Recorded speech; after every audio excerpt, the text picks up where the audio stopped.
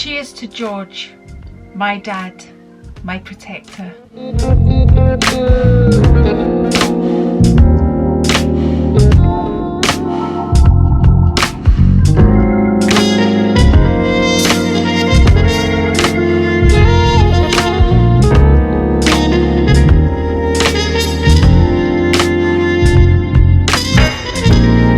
Hello and welcome to my channel. I'm Andri. Today's video I'm going to be talking about my daddy. But before we get into all of that, I invite you to subscribe if you haven't already. Whilst you're there, you can ding-a-ling my bell, which should remind you every time I upload a video. A thumbs up and comments are always very much appreciated and help the channel. Okay, let's talk about our George. When I say George, my daddy. So I have a son called George who's obviously named after my dad. So who was my dad? Who was he? My dad was born in Cyprus in 1922. He was born in Paphos, up high in a place called Neochorio, I'm saying that right, which basically means new village, but it was kind of high up in the mountains, but in the Paphos area.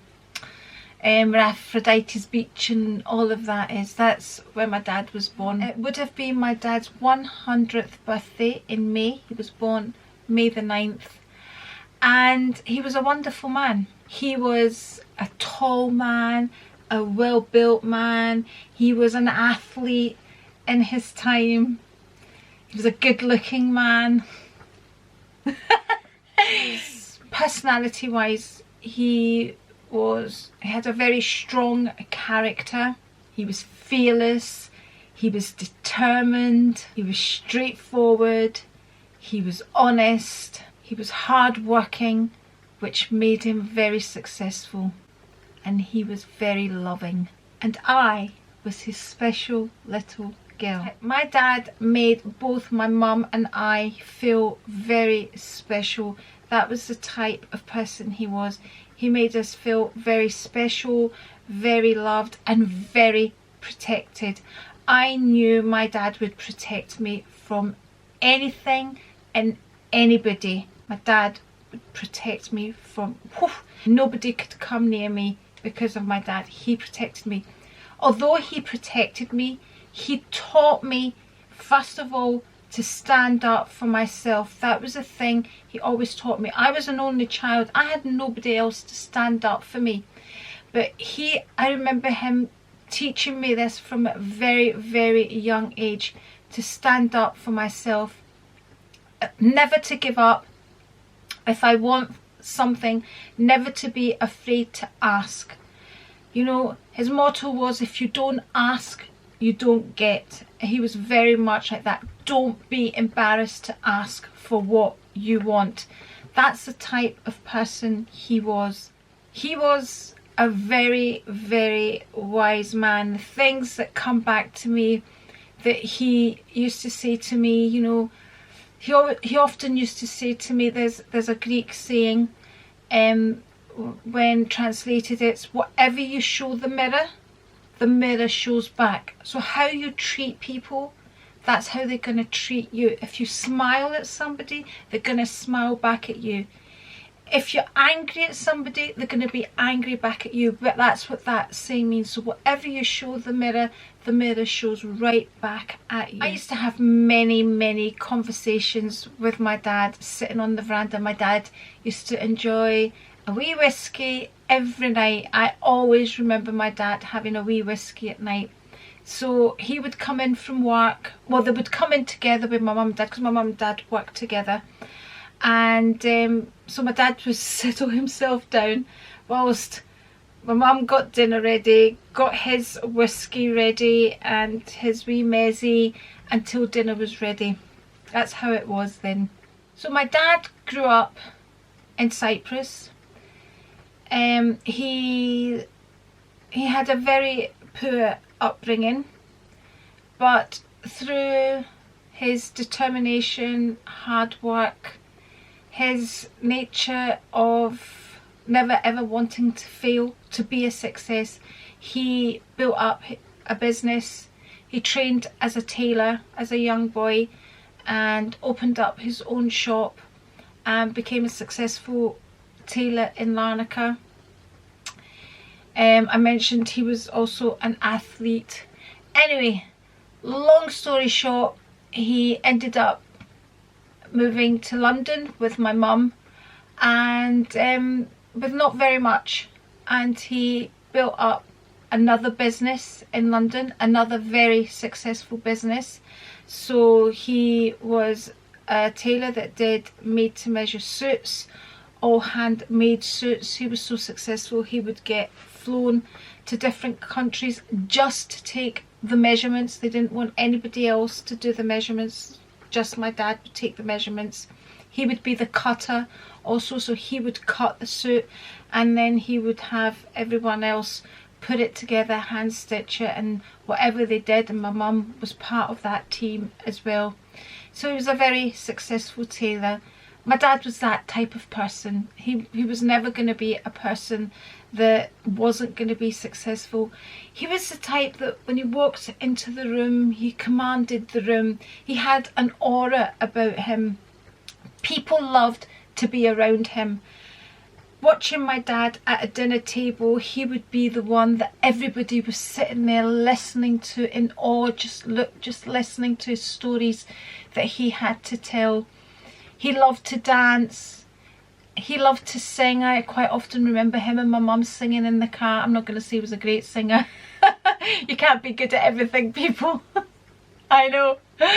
And yeah, he was just a wonderful person and somebody I knew I could always rely on.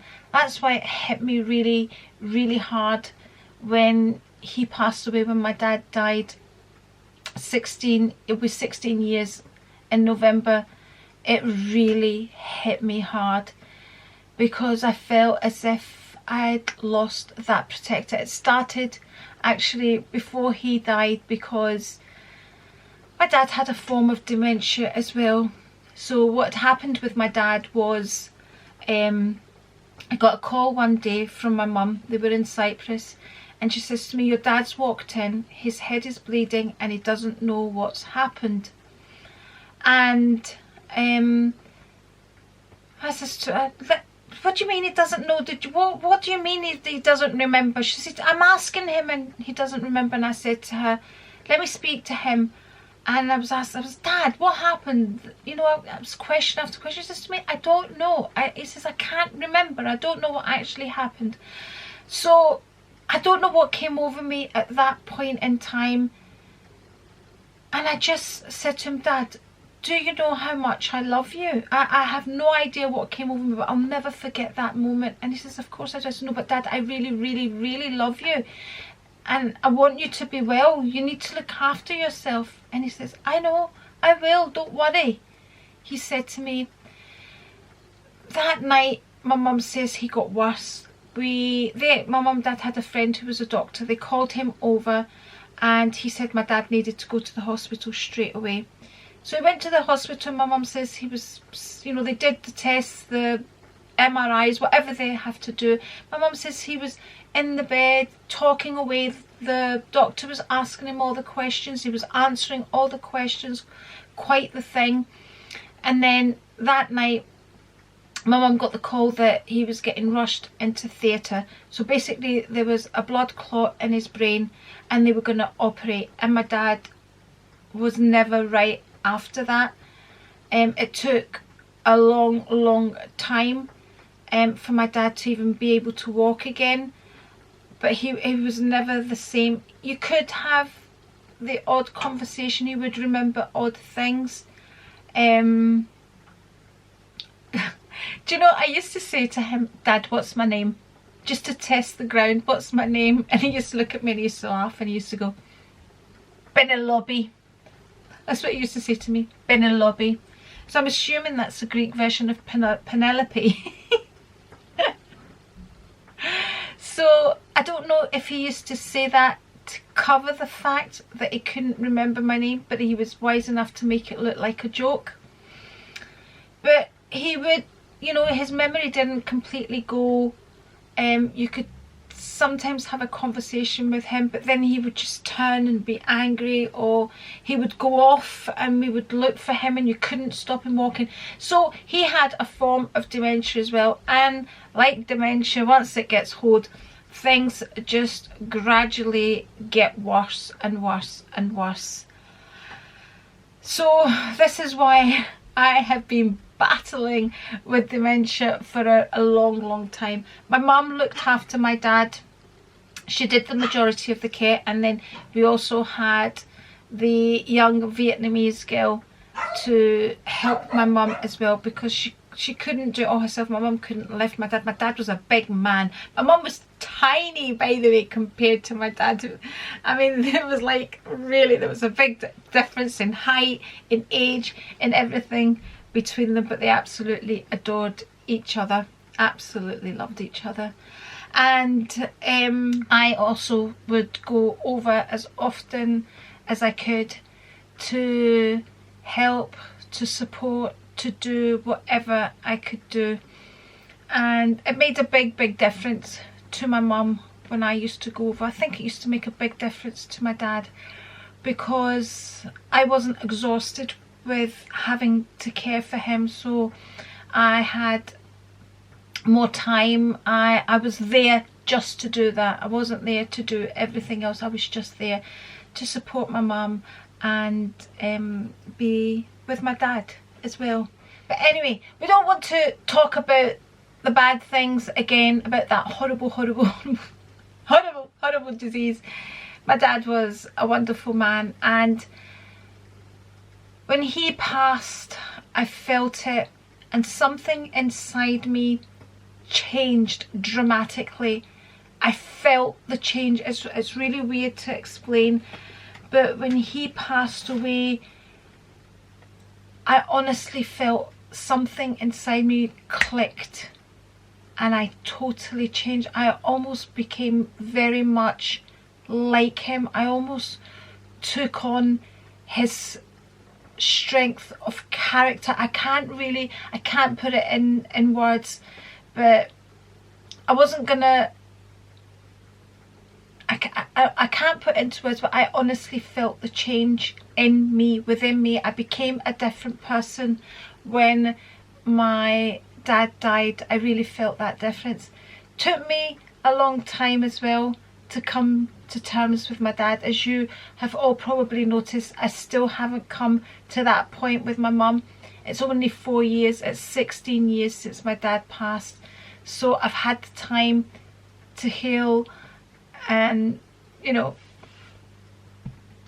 and time does heal, because it really does. But I did feel a big change in me when I lost my dad, a big change. He was such a wonderful person. Had so many conversations with him. Even we'd have so many conversations. I remember, I've said this before on the channel, but I remember saying to him, "Dad, do you think there's life after death?" He says, "Who knows? I don't know." But he says, "If I can," he says, "and if there is," he says, "I'll come and let you know." And he did. He absolutely did. The night I arrived in Cyprus, and we slept in the room that he died in, my mum and dad's bedroom, the bedroom that I am in now. And